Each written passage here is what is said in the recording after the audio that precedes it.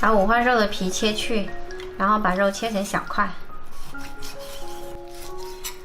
最近猪肉的价格呢好像没有跌哦，一样都还是30块钱一斤。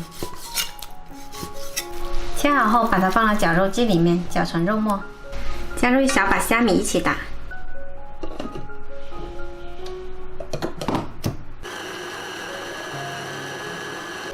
搅10秒钟左右就可以把肉打得很碎了。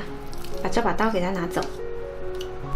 接着来给肉末调一下味，加入半勺盐，少许生抽，一点点白糖，小半勺胡椒粉，一勺淀粉，最后加入切碎的葱白，搅拌均匀，再搅打上劲。搅上劲了，放一旁备用。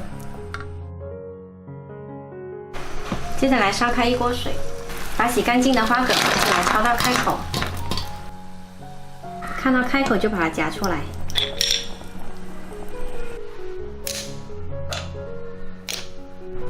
花蛤再洗一下，然后呢往中间放入肉馅，酿好了稍微和一下，然后摆在盘中。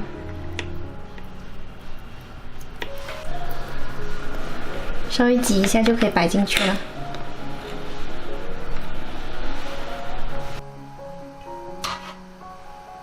水开大火蒸10分钟。好了，时间到，可以出锅嘞。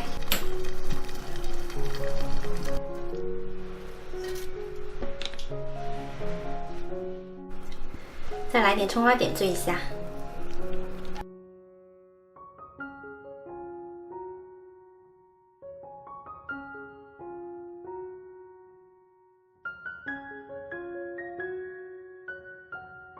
鲜香味美的花蛤酿肉，好吃又好看，喜欢的朋友可以试一下哦。